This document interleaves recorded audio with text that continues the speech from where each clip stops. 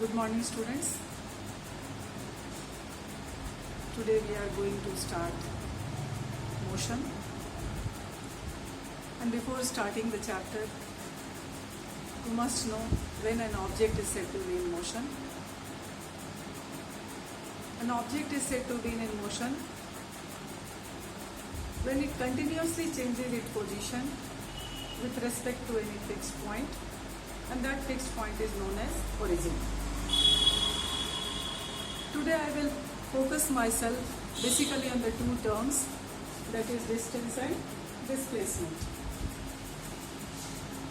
Before defining these two terms, let us take an example. Consider there is a shark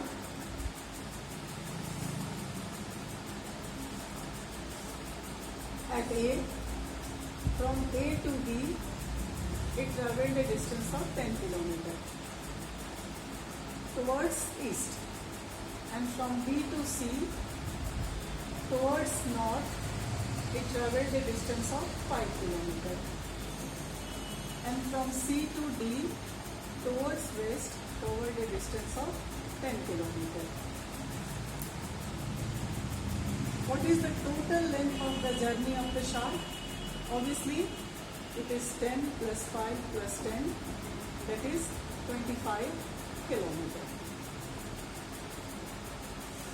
Now, where initially the shark was at A, and what is the final position of the shark? D. What is distance between A and D? And obviously that is 5 kilometers. So student, what distance is? Distance is the actual length of the path covered by a moving object irrespective of the direction. Because you see, in the journey, the shark has changed its direction twice. What is displacement? It is the shortest distance between initial and final point.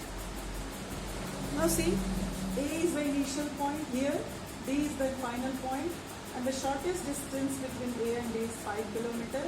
So the displacement of the shark is 5 km. Take one more example to make these two terms clear. Now suppose there is a circular track, and the radius of the circular track is R. There is a point A, which is a moving point.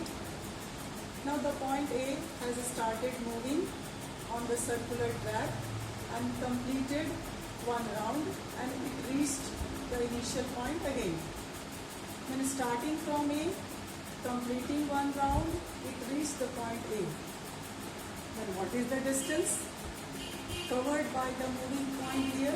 Obviously, it is equal to the circumference of the circular path, that is 2 pi r. This is the distance traveled by the moving point here, in this case. And regarding pi, you know, it is having a value of 22 by 7 unless and until stated. R is the radius of the circular path.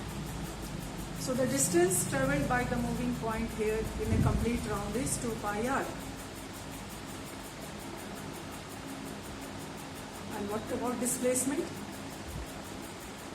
0, because initial point and the final point are coinciding. So you see, the object has traveled certain distance, then also its displacement is 0. Now take one example again. Now see, there is a boy at A. It covered a distance of say 3 km towards west and reached from A to B. Then he covered a distance of 4 km towards north and reached C. What is the total distance covered by the boy here? 3 plus 4, that is 7 km. And now what is the displacement? Initially the boy was at A and finally the boy was at C. So the displacement here is 5 kilometer. And now student, at this stage we can differentiate these two quantities very clearly. First difference is distance travelled by a moving object is the actual path covered by it irrespective of the direction, whereas displacement is the shortest distance between initial and final point. Secondly, distance is a scalar quantity. It has magnitude only, whereas displacement is a vector quantity. It has both magnitude as well as direction. Distance is always positive because whenever an object has covered certain distance, we can measure it and it is always positive, whereas displacement can either be positive, negative or zero. Distance travelled by a moving object cannot be zero, whereas displacement can be zero when the moving object coincides the initial point. And a very important thing that should be clear to you, distance and displacement are same when the object is moving in the straight path. But when they are not moving in the same path, then they are not same. They are not same straight path. Then distance and displacement are not same. So what we can say, distance travelled is equal to displacement when the object is moving in a straight line. Otherwise, it is always greater than displacement. And for displacement and distance is same, again when they are moving in a straight line. Otherwise, displacement is always smaller than the distance. I hope students you followed these two terms very clearly. That's all.